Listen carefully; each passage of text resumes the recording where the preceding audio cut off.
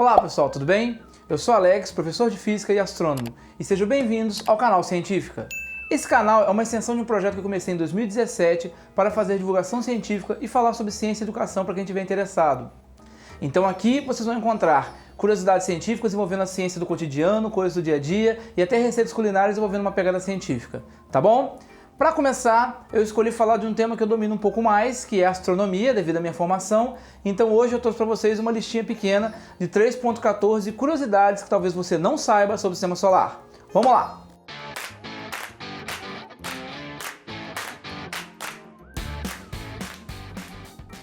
Curiosidade número 1. Existem outros objetos no Sistema Solar que têm anéis além do planeta Saturno. Pois é, o Sistema Solar conta com 8 planetas, 4 rochosos, Mercúrio, Vênus, Terra e Marte, e 4 gigantes gasosos, Júpiter, Saturno, Urano e Netuno. E o planeta Saturno ele é muito conhecido pelo seu belíssimo sistema de anéis, que é um disco de poeira e gelo que fica orbitando ali o equador do planeta. E tem em torno de mais ou menos 1,5 km de espessura. Mas o que muita gente não sabe é que existem pelo menos mais 4 objetos no Sistema Solar que possuem um sistema de anéis em torno deles. 3 são os outros planetas gigantes gasosos, Júpiter, Urano e Netuno. Só que esses anéis são tão estreitos que eles demoraram muito para ser detectados. O de Júpiter, por exemplo, só foram detectados pela sonda Voyager no final da década de 70. Já os anéis de Urano e Netuno foram até detectados inicialmente da Terra a partir de grandes telescópios ali em meados da década de 80, mas eles foram estudados melhor pela passagem da sonda Voyager ali em meados para o final da década de 80. O quarto objeto a ter um sistema de anéis é o mais surpreendente de todos, que é o asteroide Centauro 10199 Carículo, ou Charículo, dependendo de como você quiser pronunciar. Pois é, esse objeto tem apenas 250 km de diâmetro e fica ali localizado na órbita entre Saturno e Netuno. Só para vocês terem uma ideia, 250 km é menos que a distância daqui do Rio de Janeiro até a minha cidade natal, Ubá, no interior de Minas Gerais, que fica a 300 km daqui. Essa pedrinha pequenininha conta com um sistema de 2 anéis que foram detectados a partir de 2014 por uma equipe brasileira em colaboração internacional. Em função disso, os anéis têm o nome provisório de Oiapoque e Chuí. Curiosidade número 2. É mais fácil chegar no Sol se você vier de um planeta mais distante. A nossa intuição diz que como os planetas são atraídos para o Sol, e a gente aprendeu no colégio que quanto mais perto do Sol, mais intensa essa atração gravitacional, então, saindo de um planeta próximo do Sol, deveria ser mais fácil ir até a nossa estrela, porque já tem aquela gravidade intensa puxando. Mas o que falta compreender nisso é a velocidade orbital, porque os planetas são atraídos para o Sol, mas eles também estão girando em torno do Sol, e por isso que eles não caem diretamente no Sol. Pega a Terra, por exemplo. A Terra e tudo que está dentro dela está girando em torno do Sol com uma velocidade de aproximadamente 30 km por segundo, por isso que ela não cai no Sol. Então, para ela cair até o Sol, para ela ir diretamente até o Sol, ela teria que parar completamente, perder toda essa velocidade, para que aí então ela pudesse seguir em linha reta em direção ao Sol. E tem que perder 100% da velocidade, porque se ela tiver ainda que seja um pouquinho de velocidade, ela vai fazer um espiral em direção ao Sol, mas não vai acertar ele, ela vai passar fazendo um rasante em torno dele e fazer o que nós chamamos de efeito estilingue e ser arremessada para fora do Sistema Solar. Portanto, uma nave que saia da Terra vai estar à mesma velocidade orbital da Terra, 30 km por segundo. Então, para ela cair até o Sol, ela tem que acelerar na direção contrária até obter uma velocidade igual de 30 km por segundo na outra direção. Assim, ela anula a velocidade da Terra e fica parada em relação ao Sol, com velocidade zero, e aí ela consegue cair. Então você deve estar pensando, pô, mas isso é fácil, então é só o foguete virar na direção contrária e acelerar até 30 km por segundo. Mas o que muita gente não entende é que uma velocidade de 30 km por segundo é uma velocidade muito alta. Só para vocês terem uma ideia, para sair da Terra e ir embora do Sistema Solar, um foguete precisa ter apenas 11 km por segundo de velocidade. Isso é chamado velocidade de escape. Ou seja, é mais fácil eu sair da Terra e ir embora para outra estrela fora do Sistema Solar do que eu frear o foguete para cair na nossa estrela. Bizarro, né? Pois é, e fica mais esquisito ainda. Porque, como a atração gravitacional é mais intensa à medida que a gente se aproxima do Sol, os planetas mais próximos do Sol têm uma velocidade orbital ainda maior para conseguir se manter girando em torno do Sol e não cair nele. Por exemplo, Mercúrio gira em torno do Sol com 48 km por segundo, mais de 50% maior do que a velocidade que a Terra gira. Então, o foguete que saísse de Mercúrio teria que gerar uma velocidade ainda maior na direção contrária para frear e cair até o Sol. Ou seja, eu gastaria muito mais combustível de foguete saindo de Mercúrio para tentar desacelerar a velocidade dele e cair até o Sol do que saindo da Terra, que está mais distante, mas gira com uma velocidade menor.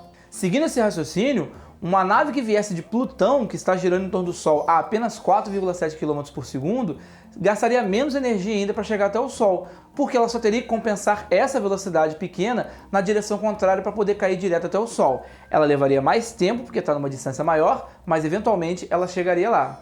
Isso é tão verdade que algumas missões planejadas pela NASA para ir para a vizinhança solar planejam sair da Terra, ir para uma órbita mais externa, onde a velocidade orbital é menor, e depois realizar uma segunda queima de combustível na direção contrária, para aí sim reduzir aquela velocidade e cair na direção solar. Por isso, graças à velocidade orbital, é muito mais fácil e gasta muito menos energia ir para o Sol vindo de planetas mais distantes dele do que dos planetas mais próximos. Curiosidade número 3, o planeta Saturno boia na água.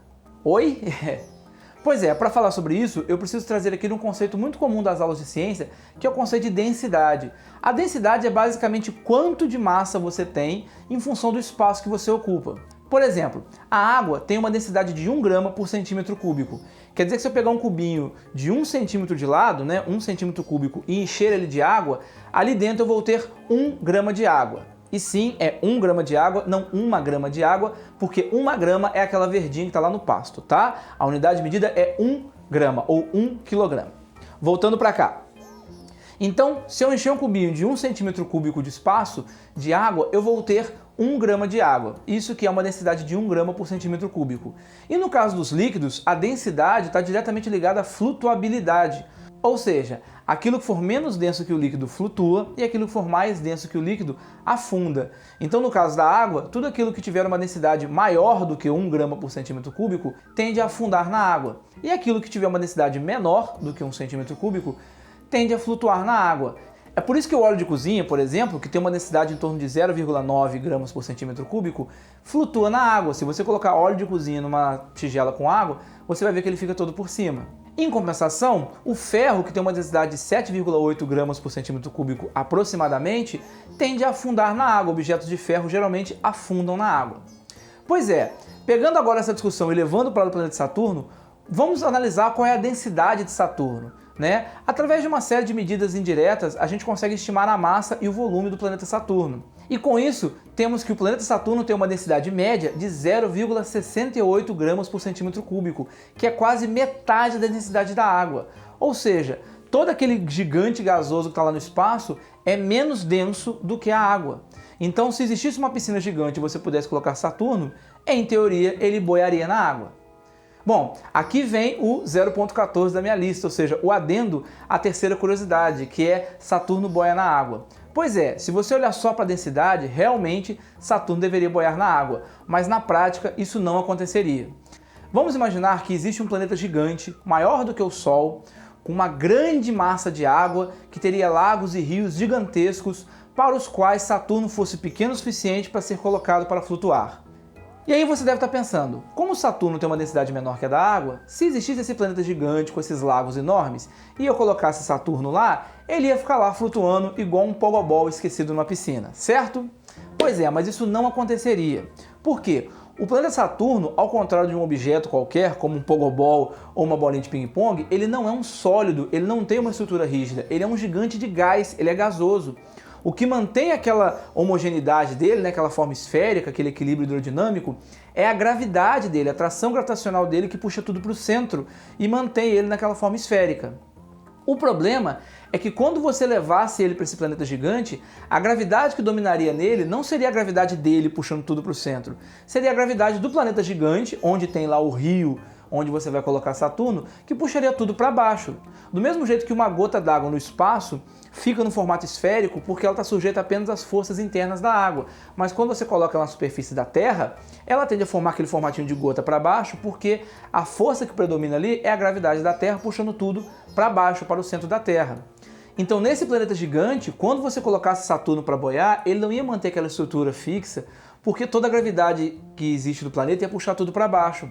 Seria como você tentar equilibrar um ovo cru, sem casca, em cima de uma piscina. Ele não vai ficar inteiro, ele iria se desmanchar e ser incorporado ao corpo hídrico e à atmosfera desse planeta. Então, ainda que existisse um planeta gigante, com uma massa de água gigante, estável, no estado líquido, com rios e lagos gigantes, para você colocar um planeta grande como Saturno para flutuar, ele não flutuaria, ele ia se desfarinhar, se desintegrar, se desmantelar como um ovo cru sem casca colocado numa piscina.